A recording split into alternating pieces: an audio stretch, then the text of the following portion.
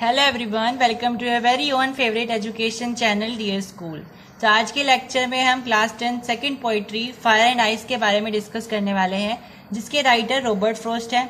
इस particular video में हम इस पोम की समरी, इसकी राइमिंग स्कीम, पोइटिक डिवाइस और कीवर्ड्स को डिस्कस करेंगे। So like the session and subscribe the channel. हमारी पोएम का टाइटल है फायर एंड आइस।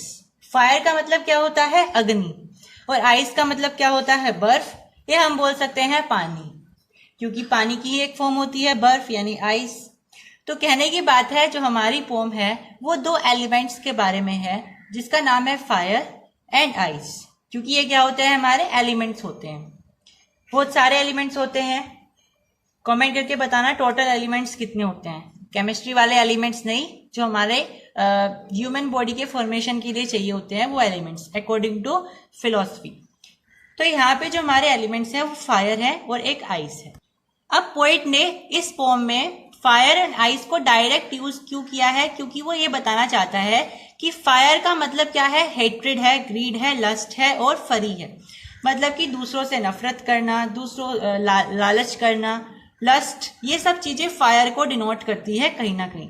तो पोएट यहाँ पे जो फायर वर्ड यूज कर रहा है वो इन चीजों को दर्शाने के लिए यूज कर रहा है। और आइस की यूज कर रहा है क्योंकि वो आइस के थ्रू क्या दिखाना चाहता है? Coldness, cruelty, rigidity, intolerance, insensitivity, ये सब चीजें होती है। यानी दूसरों से एक तरीके से जलना, दूसरों की कामयाबी से जलना। ठीक है, तो ये जो चीजें हैं आइस और फायर, पोइट ने एक तरीके से यहाँ पे यूज की है फायर एंड आइस को, ये सब चीजों को दिखाने के लिए। अब ये जो पोम है ये हमें दुनिया के अंत के बारे में बताती है, मतलब दुनिया किस तरीके से खत्म होगी।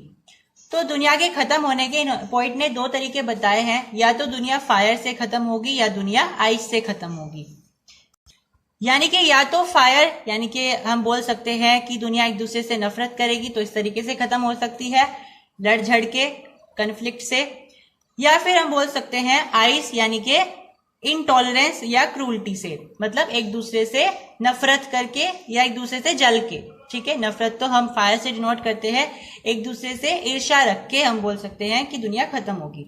तो पोइट ने बताया है या तो दुनिया फायर से खत्म होगी या आइस से खत्म होगी। अब पोइट का ऐसा कहने का मतलब, या तो दुनिया एक दूसरे से झगड़ के खत्म होगी या फिर एक दूसरे से ईर्ष्या करके खत्म होगी।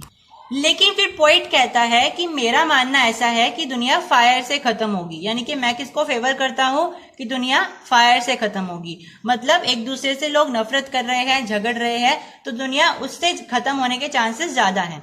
फिर वो पोइट कहता है कि फायर भी इतनी पावरफुल है और आइस भी इतनी पावरफुल है, तो हो सकता है दुनिया को अगर दो बार एंड होना पड़ा, दुनिया को अगर दो बार खत्म होना पड़ा, तो दुनिया एक एक करके फायर से और आइस दोनों से खत्म हो जाएगी, क्योंकि दोनों ही क्या है? पावरफुल है।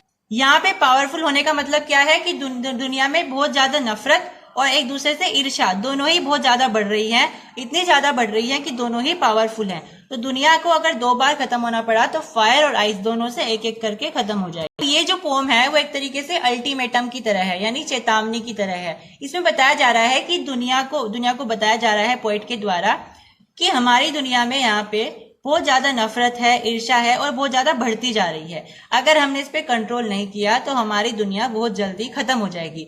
यानी हम ये बोलते हैं कि दुनिया को सूरज से खत्म हो जाएगी जब सूरज खत्म हो जाएगा, या बाढ़ आ जाएगी, फ्लड आ जाएगी। ठीक है, बोला जाता है ना, थ्योरी है कि सूरज की जब जो सन है उसकी एज कंप्लीट हो जाएगी तो हमारी पृथ्वी भी खत्म हो जाएगी। और एक दूसरी थ्योरी बताई जाती है कि जब सारे के सारे ग्लेशियर पिघल जाएंगे तो पानी पानी हो जाएगा सारे में, तो इस तरीके से दुनिया खत्म हो जाएगी। तो पोइट बताते हैं कि इन सब को छोड़ दो, दुनिया इन सब से पहले तो ईर्ष्या से और नफरत से खत्म हो जाएगी। ठीक है, तो पोइट ये बताने की कोशिश कर रहा है कि हमें अपनी नफरत और अपनी ईर्ष्या इन दोनों पर कंट्रोल करना है, इनको खत्म करना है, क्योंकि ये जो दोनों एलिमेंट्स हैं ये दुनिया को खत्म करने के लिए एक तरीके से इनिशिएटिव है।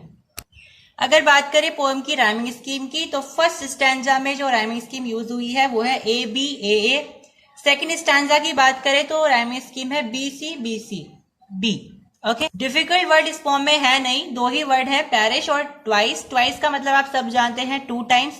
और अगर बात करें पेरिश की, तो पेरिश का मतलब होता है डाई, मतलब कि मर जाना या खत्म हो जाना। ठीक है, अगर यहाँ पे बात करें पोएटिक डिवाइसेस की, तो पोएटिक डिवाइसेस में फर्स्ट जो हमारी पोएटिक डिवाइस है वो है इंजापमेंट। मैंने आपको पिछले लेक्चर में भी बताया था, इंजंपमेंट का मतलब होता है जब बिना रुके, बिना फुल स्टॉप के लगातार हम अपनी पोएम को लिखते जाते हैं बिना किसी स्टॉप के, उसे बोलते हैं इंजंपमेंट। पर्सनिफिकेशन का मतलब है किसी चीज को डिनोट करना किसी चीज से, मतलब जो यहाँ पे फायर है उसको हम कैसे डिनोट कर रहे हैं, हेटरेड से डिनोट कर रहे हैं। आइस है उसको कैसे डिनोट कर रहे हैं, कोल्डनेस से डिनोट कर रहे हैं। तो ये हमने क्या किया है, एक दूसरे को पर्सनिफाई किया है। एलिट्रेशन आप सभी को पता है, जब जैसे सम से बोल दिया उसको बोलेंगे हम एलिट्रेशन। जो यहाँ पे रिपीटेशन हुआ है सम, उसके बाद से, एस एस। इसके बाद है यहाँ पे इमेजरी। इमेजरी का मतलब होता है कल्पना करना। फिर से वही लाइन है सम से, वो कह रहा है कि कुछ लोग कहते हैं दुनिया आग से खत्म होगी, कुछ लोग कहते हैं कि दुनिया फायर से खत्म होगी। तो यहाँ पे उसने ये नहीं बताया कि कौन लोग कहते हैं, भाई ऐसा तो कोई भी बोल सकता है। तो उन्होंने ये इमेजिनेशन करी है, कल्पना करी है कि कुछ लोग कहते हैं, कुछ लोग ये कहते हैं। ऐसा उनके पास कोई प्रूफ नहीं है कि किसने कहा। तो उन्होंने जो यहाँ पे एक बात ये कही है वो एक कल्पना वाली बात है, इमेजरी है। तो यहाँ पे इमेजरी आ जाएगा। So that's all in this video. Subscribe the